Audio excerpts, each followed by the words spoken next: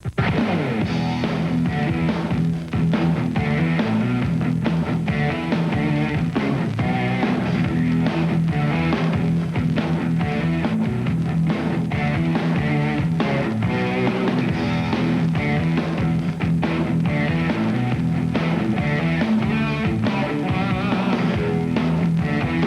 Charlotte, North Carolina, home of the Charlotte Motor Speedway, the track that brings you one hot night, the Winston Select. Western Auto presents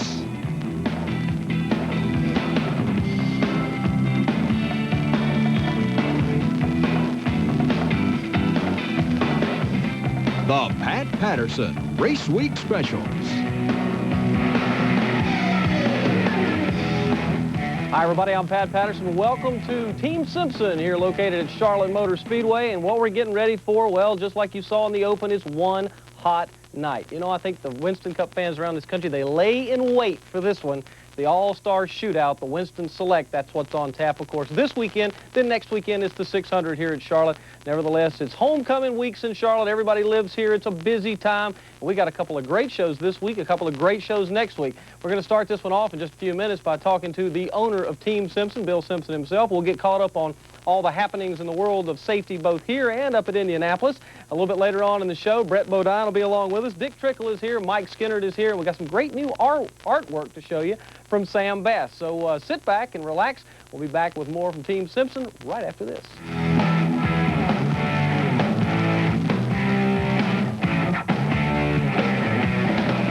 The Pat Patterson RaceWeek Special, brought to you by Western Auto, the official auto parts and service store of NASCAR. By Action Performance, the only true Winston Cup die-cast collectible. And by Rain-X Oil Energizer. It makes even the best oil better.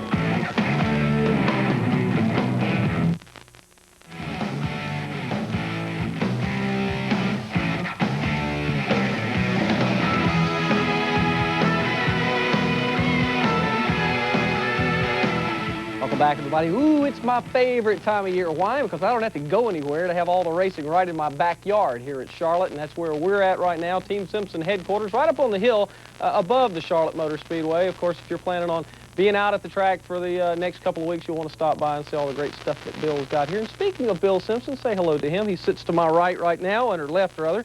Left, right, left, right. You can tell I've been road racing as opposed to oval tracks. I know exactly which way I'm going there, at least supposedly, right? Yeah. Thanks for letting us walk in and disrupt business today. My pleasure. It's great to see you and always good to talk with you. And I know that but May is a particularly busy month for you because you have all the activities going on up at the Brickyard and then, of course, everything down here in Charlotte. Let's start off by telling people that you've been doing this for right at 40 years. Started out in drag racing, right? Started drag racing in 1955 and had an accident in a dragster in 1959. My little business started from that, and it's progressively gotten bigger and bigger. It's grown with the sport. And you got a brand new superstore. I guess you'd have to term it nothing less than a Simpson superstore up at Mooresville. Exactly where is that in Mooresville for people that are coming to town and maybe want to stop by and see it? It's in Lakeside Park, and it's off of I-77 at exit 36. And as you know, in Lakeside Park, I think there's 11 Winston Cup teams and 3 or 4 Busch teams up there, and it's becoming quite an attraction, just the area. Did you ever think 40 years ago that you'd have retail stores selling Simpson products, shoes, every kind of safety equipment that you can imagine? Did you ever envision it all happening, or did it all just one piece at a time come together? That's just one piece at a time. I look at it now, and it kind of blows me away. And I have my secretary, she says, you know, you're getting kind of old and you got too much stuff going on. And recently married. Yeah, I got married here about a month ago. Congratulations. We heard it was a wonderful affair. It was a great time. We had a good time. Bill, I know that from my perspective as an amateur racer, right on up to guys that do it every single day, nothing can replace the feeling of feeling safe. And I think that a lot of that has to do with the equipment that you have on. And there's lots of people that are in the safety business, but certainly your research and development over the last 30 years or so has meant peace of mind for a lot of racers. How do you know if a product of yours is actually safe? Do you test it? Do you go through the motions with it? What do you do with it? Yeah, well, it just depends on which product you're talking about. If you're going to get into helmets and fire suits, our testing facility is really sophisticated. When you talk about things that are outside the envelope that we don't have a way of doing a dynamic test or what have you have to wait and see what happens. I think that the amount of testing that we do, we're pretty sure of where we go and how to get there. It's not a new deal for us. Is there any particular product that you're more proud of than anything else you've ever created and or, checked for safety? Well, I think that the helmet is probably our greatest accomplishment, and I think that the strides that we made to make helmetry go forward back in the mid-'80s, and it has gone forward. It's gone leap years ahead of itself, and it continues to do that. What we have today versus what we had in 1995 or 1990. 1990 to 1995 is probably 1,000% better than we had in 1985. And there's so many new materials that come along from these great big huge giant corporations, and as well as NASA, all this stuff that's feeding down from NASA now, and all the money that those people have spent. We're sucking that up as fast as we can. You're a direct benefactor of all that research, right? Absolutely. Well, I'm not. You are. Yeah, and right. Guys like you that are racers. But we have the ability now to tap into something that we've never had before. And I now have 3 full-time graduate engineers, and that's all those guys do.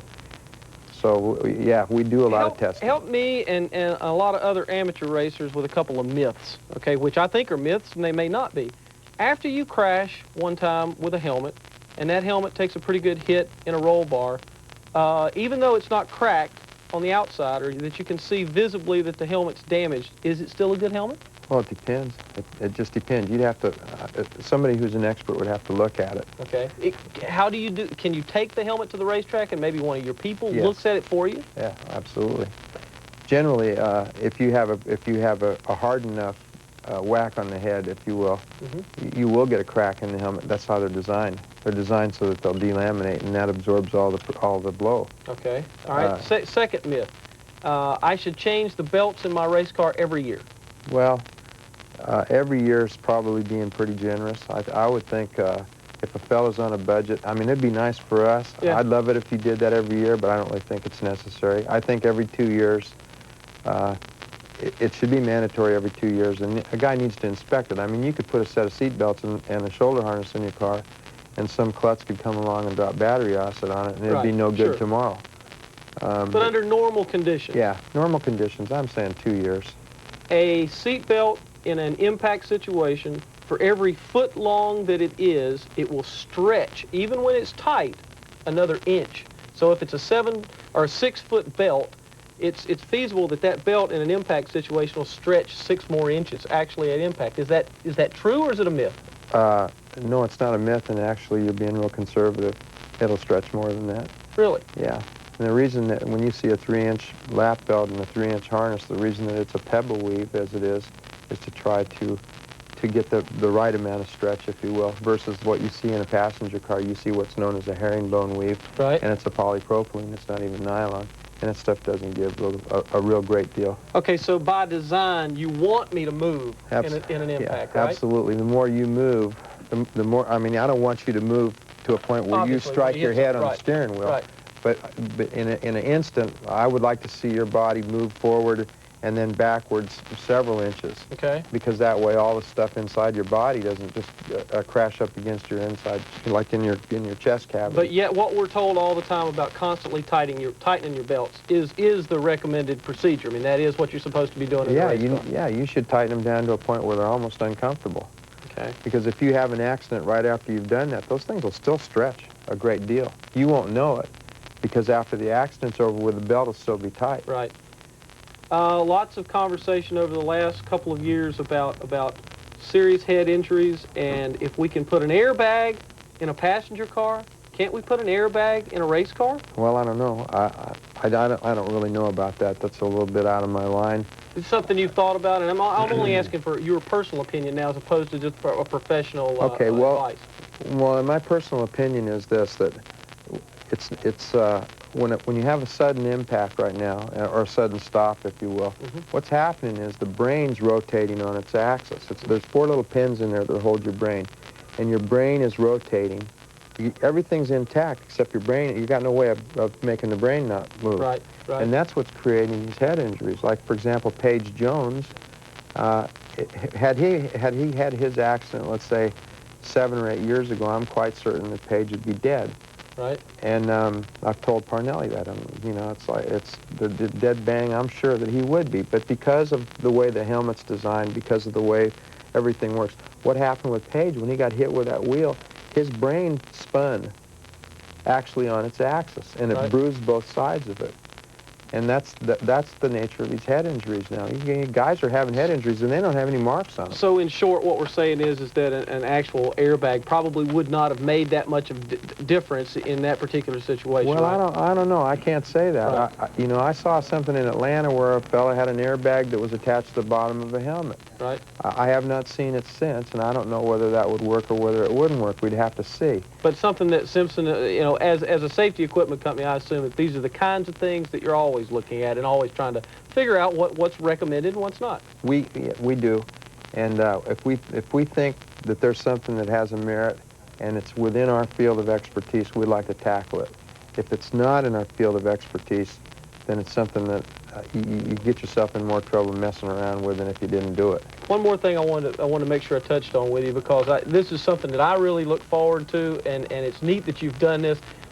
Even before I raced cars, I had a pair of Simpson shoes because I liked wearing them. I liked the way they felt. And yeah, you might have felt a little bit like a racer when you put them on, you know. And that always was a good feeling. And then you came out with a racing shoe, which is obviously become a pretty sizable business for you guys. You actually have men's and a ladies line now of these shoes, right? We're making for spectators or for fans, if you will. We're making a shoe where we've copied a race driver shoe.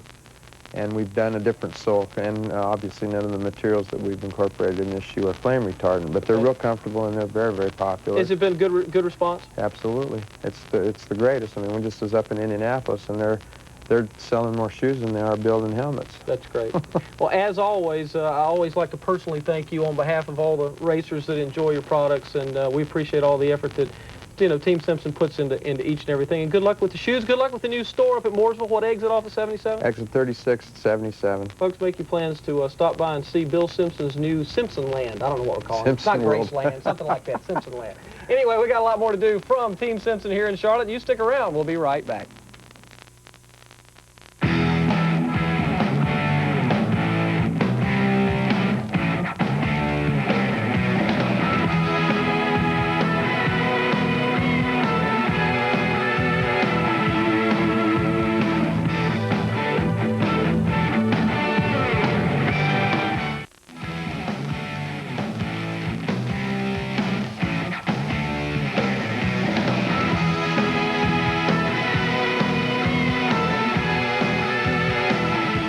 Back at the Charlotte Motor Speedway and Team Simpson, everybody. I'm Pat Patterson. Glad you've joined us for our first of 2 Western Auto Race Week specials coming to you this week. Then next week before the 600 and, of course, the 300 here, we'll have 2 more. So make your plans to stay with us throughout the next couple of weeks as we will wait the days down to Memorial Day weekend. Of course, it's a big racing weekend all across the country.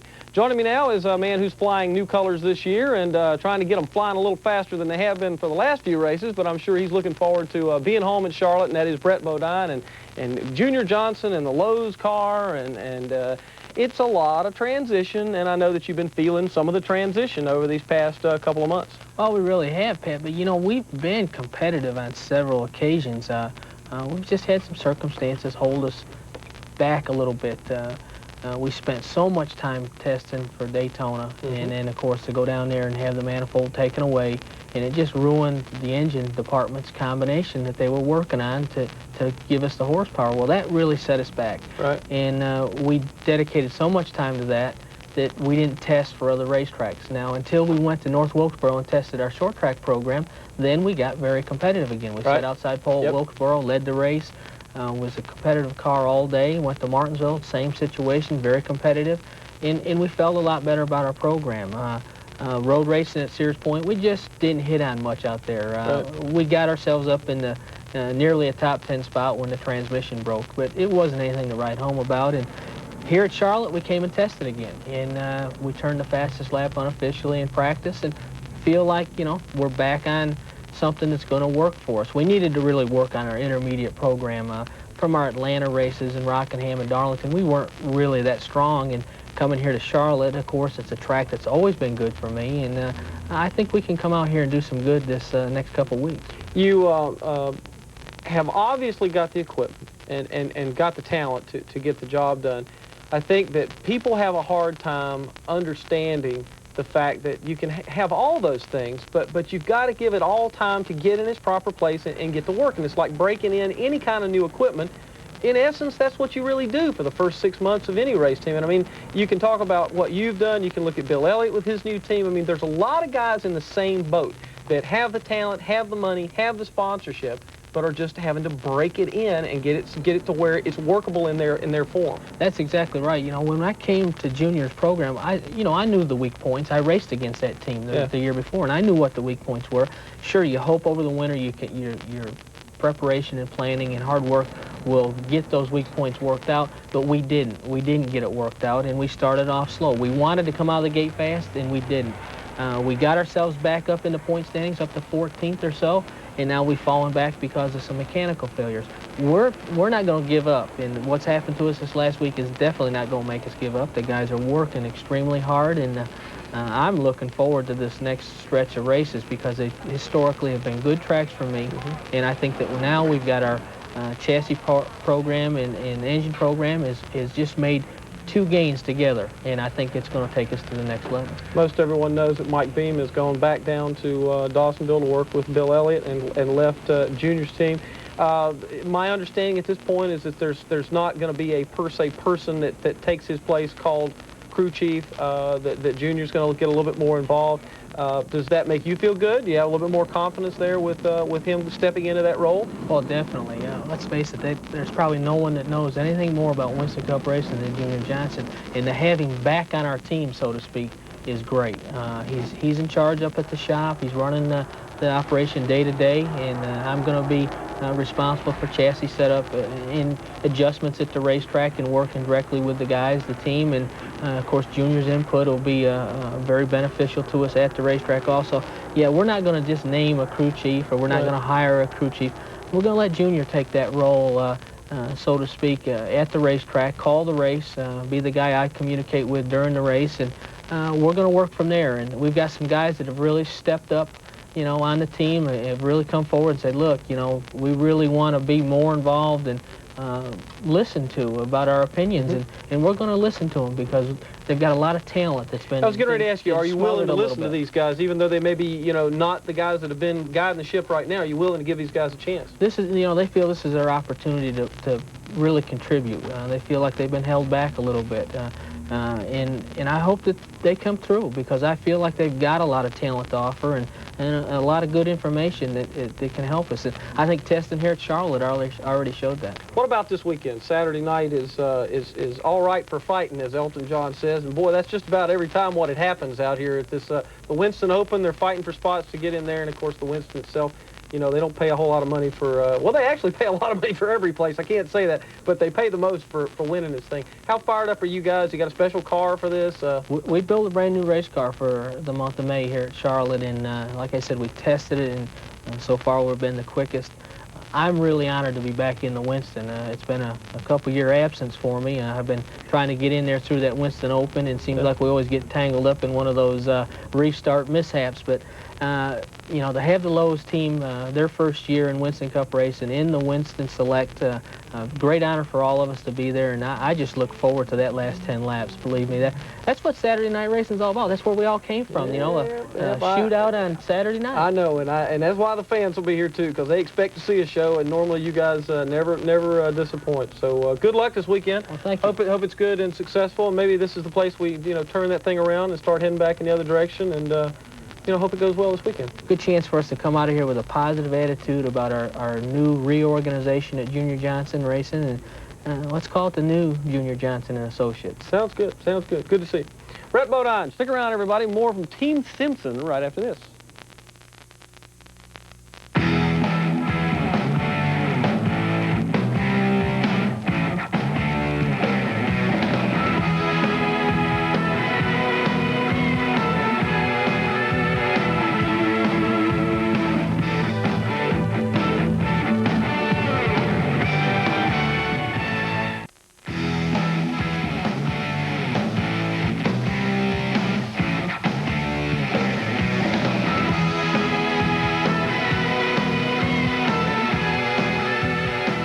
Welcome back to Charlotte Motor Speedway, everybody. I'm Pat Patterson. Glad you have joined us. Had some great conversation already with Brett Bodine and Bill Simpson. And now another good buddy of mine joins me right now, who I know would also like to go see what Victory Lane's all about here at Charlotte, and that is Dick Trickle. And I tell you, it's like I was talking about a minute ago. People get fired up for this little shootout thing they do here on Saturday nights. What about you? That's nothing new to you. 20 laps used to be a long race to you guys back in on the Saturday night ASA tour. Wait a minute, little shootout? Yeah, it is It's pretty a big big shootout. shootout. Yeah, it is pretty I big mean, shootout. it's got a lot of hula. I mean, if you've ever went to it, I'm sure you have. I mean, Oh, yeah, you bet. It's the most entertaining racing I've ever watched or had the fortune of running. It's a big deal. A lot of cash on hand, a lot of hype. Let me ask you this question now. When you normally sit down in the cockpit and put that helmet on, get yourself all tightened in and so forth, most of the time you're looking at a long 3.5, 4-hour deal, with exception, of course, for qualifying and practice sessions. When you sit down Saturday night, the lights are on, you know, the colors are bright, the people are ready, there's 150,000 of them or whatever it is out there, right? Do you feel different in the car that Saturday night than you do normally when you're getting into that race car? Well, I think it builds up your whole body because, you know, you aren't figuring on pit strategy to amount to. I mean, it's like start to finish. Even though they have segments, every time it's a race, you know, everybody starts equally. Most of the races I've won in the past have been whether 100 lappers or 30 lappers, where, you know, what you start with is what you end up with, so you figure out how to win. And I think it adds a lot to it because you've got to do everything in that, you know, 50 laps or that 30 laps or that 10 laps, whichever segment you might be in. You know, you more or less get in that car and you look down at the dash and say, it's you and I, baby, let's go. Well, and I also wonder about this, though. When you look up off the dash, you look ahead at the guy who's up here and the one that's right back here in that rearview mirror, and you go, tonight, I'm going to really race you, because the truth is you ain't got time to fool around in this deal. You got to get to the front quickly if that's your strategy, so to speak, on the restarts and so forth. But you don't have time to fool around. Is it more of a man-against-man game in the Winston Open than it is during the regular season stuff? Well, you know, of course, all the teamwork is done prior to this now, but now it's man and machine. Yeah. You know, yes, man and machine. Yours against theirs. Right. Yeah. You know, I mean, in fact, the pit crew actually gets up and watches this deal, you know, because you know, they've done everything they can do, you know, give it to me or the other drivers and say, go with it. But, you know, I'm excited about it because I won the Open back in 90. I remember that. Yeah, sure and I worked my way up to 6 in the Open, or in the Winston. Snickers car, wasn't it? No, with Cale's car. Cale's car. The Phillips 66 car. Anyhow, you know, I think this is my best opportunity I've had, you know, being with Bud Moore with all his, you know, I mean, he's got a maturity and wins the company. He's really wise in this business, you know, from the time he's been in it. They put a good Clash car together a couple years ago. Bodine was strong and won the Clash in one of Bud's cars, and they have had good, not calling them sprint cars, but sprint cars. They've had good race cars for that. Right, and the team has been trying to build up our fleet of cars. You know, we're in really good shape. We haven't used up a lot of stuff. Our better cars are coming up now. These next, you know, 5 or 6 races, we're going to have the best we've got. Engine program's in line. I mean, we're looking good, and we have run good. We just ain't doing anything in the record book, and nobody's throwing the blame on anybody. But you know, I got caught up in a couple of incidents, you might say, early in the season. Caught up in somebody else's stuff, and you know, we've had minor amounts of mechanical problems, but we just haven't reached rang the bell yet. But more heads-up driving this year from the group as a whole. Has it been a better year on the racetrack in terms of everybody paying attention, watching their mirrors, getting out of the way of the leaders, that sort of thing, or has it been a more frustrating year of trying to get around the traffic and people watching their mirrors and so forth? I think averagely it's probably picked up just a little better. You know, a lot of the sophomores and juniors, you know, nobody realized this game. They think second, third year, you know, they're a professional Winston Cup race driver. Takes a while. Well, I've been at it like a good 5 years, going to 6 or something, and I finally last year figured I'm first mature in this game, coming in with, you know, whether it's 28, 30 years of experience. And a lot of these guys who are sophomores and juniors now are becoming seniors or professionals, and they act and drive like it, you know, and you've got more confidence in them on the racetrack. Right. And I think also, you know, when you get in a car, you know, the Quality Care Ford, I think what happens is you get accepted. You know, they know you're going to be good. They know that's a good team. I think the quality carry forward with Bud Moore, Dick Trickle in it, I think it's a better production, so therefore the competitors treat you better. That's good. That's good. Secrets to getting around this place, you know, turns are treacherous. They always have been here, particularly when the track gets a little hot. New pavement, if it has helped that a lot. What do you look for in this particular racetrack? Well, you know, first you got to get in the car, then you look down the gas pedal, and pull that thing, pull the wheel over your head, and just no. But really, you got to have a motor, you got to handle. You know, it's a deal, and you got to drive. I mean, you can dig at this track. 1 and 2 and 3 and 4 are different corners. Yeah. You know, you have to set up different to be the best in each. But I found if you set up for 3 and 4, it's a longer corner, so therefore, if you gain a little time in it or lose a little time, you lose or gain more. So I tend to set my car up to get through 3 and 4 and give up just a little bit in 1 and 2 to make the better lap. But, you know, I've run this track since early 70s, so I've got a lot of time on the track, and it's been real good to me. I've ran good here, you know, and I think Bud Moore's had some good runs, and, you know, like I said, we're coming up with our best engine, motor, and we've got our backup car is going to be great. The shock dyno work that people are doing with these shocks today is amazing, number one. Are you guys on that curve? Are you right in there with them as far as the kind of work that's being done back in the shop to get the shock dyno stuff? My crew chief we got a dyno right in our truck, and Donnie Wingo, the crew chief, he schooled themselves on it during lunch hours for the last year or so, and I mean, we've got, you know, 12 shocks already done and dynoed that we're going to try in our hour and a half, 2-hour practice session. We've already got a plan of what shocks we're going to start with, what we're going to try for driver feel and speed. Good. And yes, we're into it. We didn't tie ourselves to any manufacturer because right at this time, you know, whatever it takes, we're going to do. You know, we run some Penske's, we run some Bilsteins, and, you know, run maybe some Carreras down the road. You know this is your year to win a race. You have been told, I know right? that. You know, I predict that I'm going to be in the Busch class next year. I'm going to win a race this year. Good. You know. Then you won't have to mess with the open thing on Saturday night, right?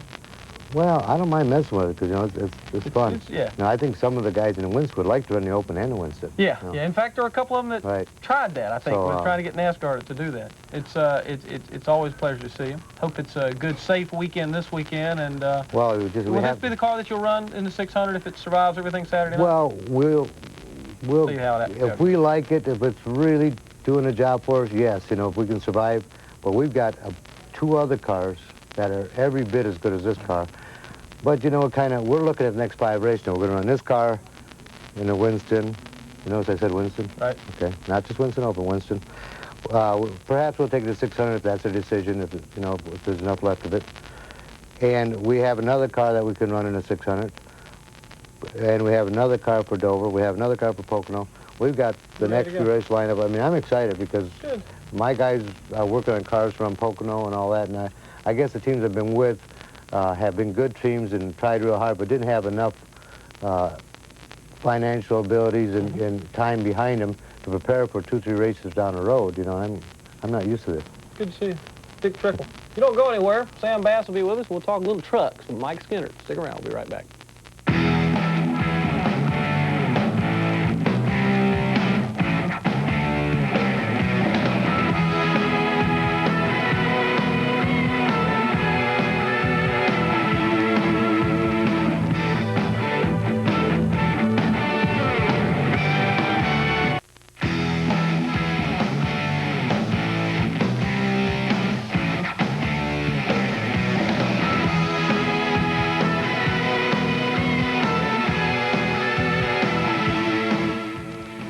The big race is just a few days away. Of course, I'm talking about the Winston Select and the Winston Select Open. I guess that's what they call that. Of course, all the Winston Cup guys looking for some big TV time this weekend and looking also for some big payoffs if they can get the job done. $200,000 to the winner Saturday night if he can survive the 3 segments. And one thing's for sure, with what's going on here with the Winston Select Open, it's only going to be a matter of time before they find a way to get the trucks, of course we're talking about NASCAR Super Trucks, involved in this weekend, and I'm sure it's just around the corner. I know Mike Skinner, who sits here to my left, would That'd be pretty good this weekend. Have maybe a little old 20-lap shootout for, let's say, 100, 150 grand. Would that work for you? I'll tell you, I'd love it. I can't wait till they bring the trucks to Charlotte. I'll tell you, it's been interesting, and I've been a little bit skeptical because I thought, well, is it going to catch on real fast? Are people really going to take to it? But boy, after seeing what's happened the last 5 races, the people at the racetrack, I think, probably surprised you with how enthusiastic they are about the trucks, right? You bet, you bet. I was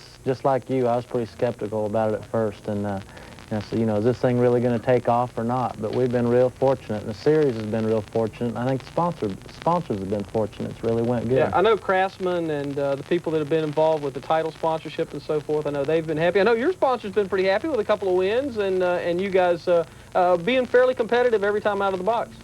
Yeah, we're real happy with it. We've had one bad run. We blew a motor at Tucson, and it really hurt us in the points real bad. We went back out for the rest of the West Coast run in 8th, and we're back to 3rd place right now. We're about 48, 49 points out of the lead. So, Ron's going to be real tough. Butch Miller, he's right there in the front every week. Joe Ruttman's running real well. We're just going to hang in there and try to keep running them top 5s, and if they stub their toe, we'll jump in there and try to get them. We're taking a look at some of the footage there. I guess that looks like Saugus. Is that where that is? I think so. Yeah, Saugus Speedway there in California. Yeah. The parking lot. Yeah, well, parking lot. when you look at these trucks, you get the same basic sensation or feeling from a visual sense that it is a Winston Cup car or a Busch Grand National car, just by the way it looks like it takes a set and bites and comes right on around. Have you got as comfortable now behind the wheel of this as perhaps you were with some of the stock cars you've driven in the past? Oh yeah, we've more or less got at home with it, and we're trying to acquire our own style, and in the late model cars, you run in the corner real hard, and and then try to get off hard. And these things, they got just about 30, 35 horsepower less than a Winston Cup engine, and the open engine. So, the style is a little bit different, and we got to keep tires under it. So, what we've been trying to do is keep the thing straight and keep them spinning the tires. And it's basically the same thing you do in a Winston Cup car on a long green. Yeah, and it's basically a smooth movement in and out of that throttle as opposed to a late model where you can go down there and really stab the brake, turn the car, and stab it again, right? A couple of the racetracks that we went to, the harder I drove it, the slower I went. Right. And then there's been a couple of racetracks that you had to really be super aggressive. But the big picture is you got to be smooth.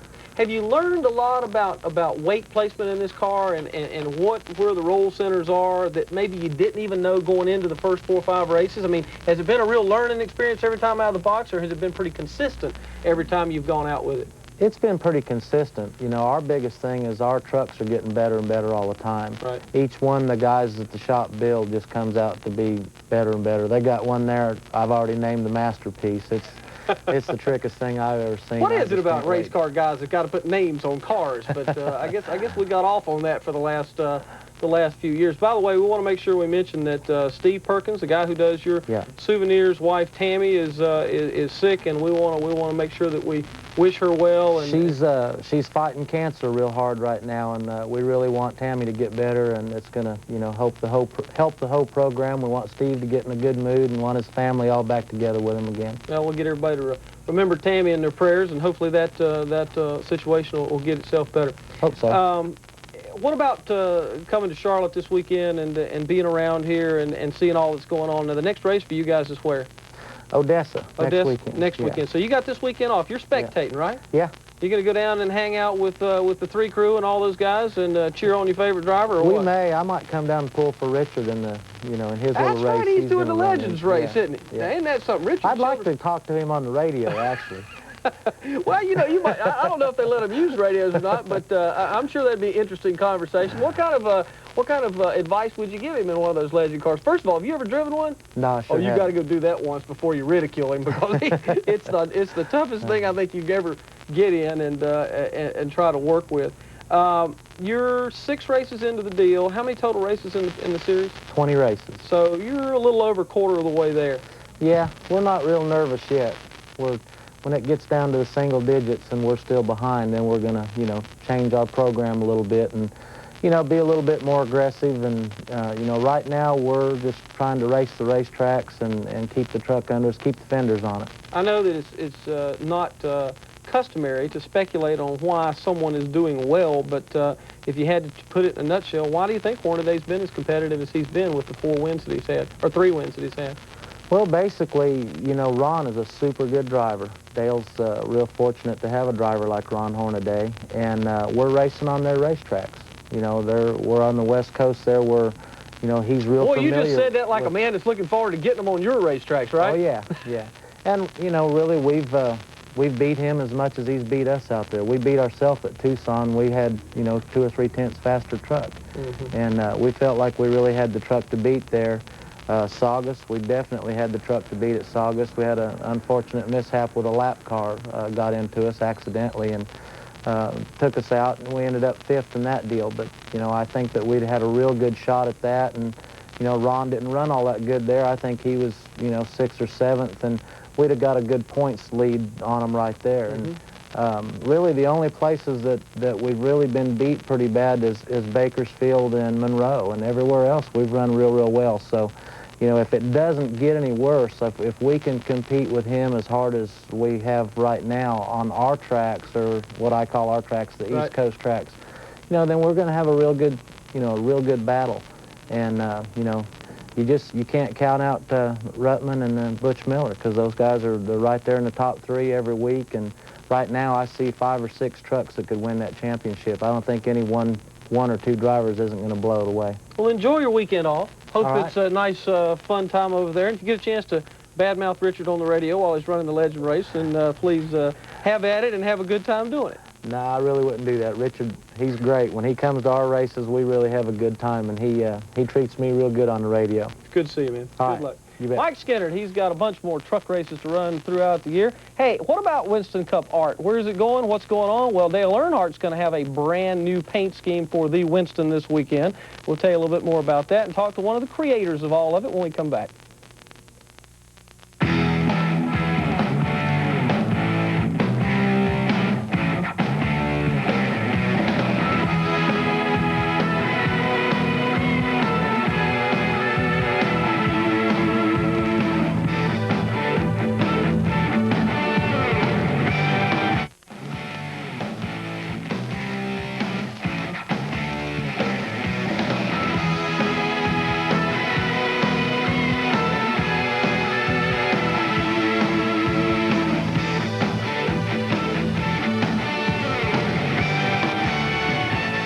Back to Charlotte Motor Speedway. Hi, everybody. I'm Pat Patterson. Glad you're still with us for what's been a really neat show. Enjoyed talking to everybody. We're not done yet. By the way, the Swami, Humpy Wheeler, the man who has picked the winner each and every year, kinda. I think he kind of fudged last year on the deal of the All-Star race, the Winston Select. He says that it's going to be a down-to-combat situation between young Jeff Gordon.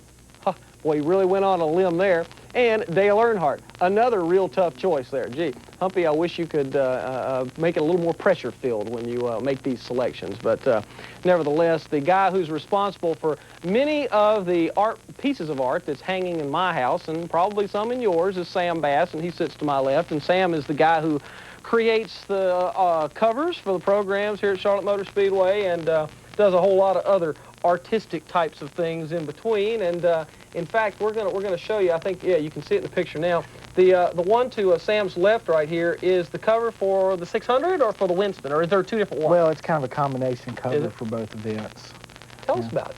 Well, it's called Eye on the Competition, and it shows Jeff Gordon and Dale Earnhardt kind of in a staring match there, kind of sizing each other up for the events that are going on during race weeks at Charlotte Motor Speedway. It has Dale, of course, leading Jeff Bodine, the defending champion of the Winston, and then Jeff Gordon, the defending champion of the Coca-Cola 600. And then down at the bottom, I know you'll like this, is a dual... Like an old Bobby Allison car. Yeah, is a Bobby Allison Legends car, racing Elmo Langley, the defending champion of the Legends race, the first one that they had. Got so excited over there, we dropped half a rack of shoes just looking at this picture here. You know, it's one of the things we haven't mentioned about this weekend is the fact that the Legends return. Now, I guess we did this how many years ago, where we had a lot of the older guys come out and take a shot. 90 or 91. Ooh, did I call Richard Childress an old guy? Oh, God. Will I ever get hurt for that? I tell you.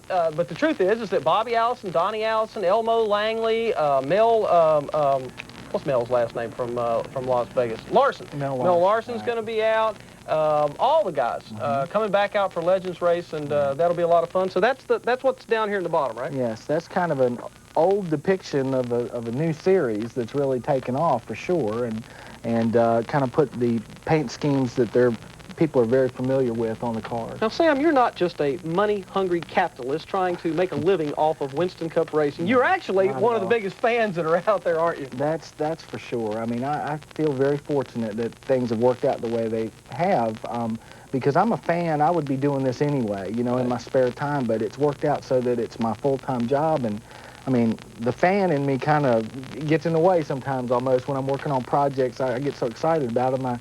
It's kind of hard to, you know, to sit on top of some secrets and some Yeah, well, I like know that. you had a hard time sitting on top of the secret that came out yesterday, and that is that Dale Earnhardt will drive a very special one-off edition of his number 3 Goodwrench machine in the Winston Select, and I think we can take a look at that. That's over to my right, and you may have to swing around there. That's all right. We'll give up the fancy camera work here to make sure we show this to you. But tell me about this. How long did you know that this was going to happen, and what kind of preparation did you have to get this ready? Well, the first I heard about it actually was in Daytona during Speed Weeks, and I was approached about doing some artwork for all of the collectibles packages that they're doing with the little die-cast cars and so forth, and doing a rendering of what the car would look like, you know, when it was painted up and everything. So this is a painting I entitled Quicksilver. Which, by the way, too, on your screens, depending on the way your television may be, that is silver. It's not white. If it appears on your screen to be white, it's silver, in recognition of 25 years of Winston Cup or R.J. Reynolds being involved, right? Exactly. Yeah, it was done to just kind of say thanks to R.J. Reynolds for their support of the sport, and it's a really slick-looking race car. They debuted it yesterday, and I presented Dale with the original painting, and we're going to do prints and everything off of it. So the excitement of Dale Earnhardt sporting a different color scheme, just even for one race, is just unbelievable. Now, can people, obviously, I know the answer to this question, where and when can people buy a copy of this for their collection? Well, we'd love to have them come by the studio here at Charlotte Motor Speedway. You're right here in the same building, right? Right upstairs. Yeah, Team Simpson's up here on the hill, and Sam Bass is located here.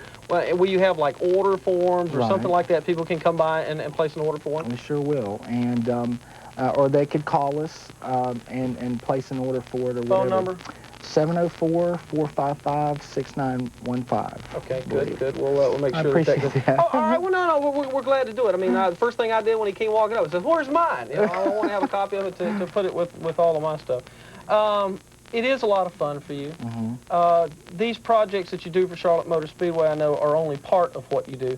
What else are you into this year, special project-wise, that you can talk a little bit about? Well, I'm doing about 9 program covers a year for various select races, you know, the event programs, and then I do a lot of design work for the teams, for their cars and transporters and uniforms and so forth. And then I do a number, probably about 30 to 40 illustrations a year of just paintings for myself, you know, that I market in limited edition print or poster form.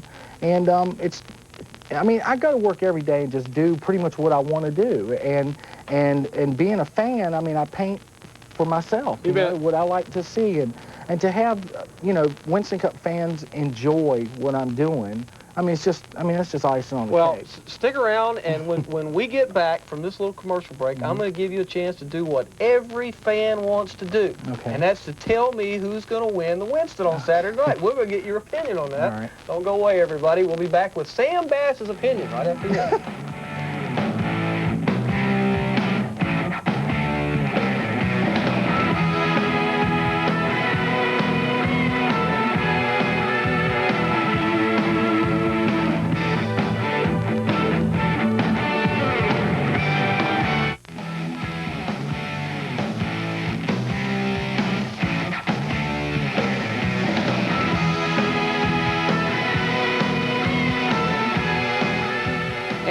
back for a final 30 seconds or so here at the Charlotte Motor Speedway at Team Simpson, and many thanks to Bill Simpson and Gretchen and everybody here who had us in today. Now, Sam Bass, without further ado, will announce who his pick is to win this weekend's big $200,000 Winston Select. It is Dale Earnhardt. Oh, you just, why do you just because you did that? I just think, yeah. Now, you really think he's going to win? I would not bet against him. And what about if it's him and Gordon in the last lap? And it'd probably be a tie. You think it'd be a tie? I mean, you know, anything can happen in that race. You're right. It's been proven before. Gotta go. Yep. Thank you. Enjoyed it. Gotta go. Thanks you. Enjoyed it. See you tomorrow. See you next time. Have a good one. And I'm Pat Patterson. So long, everybody.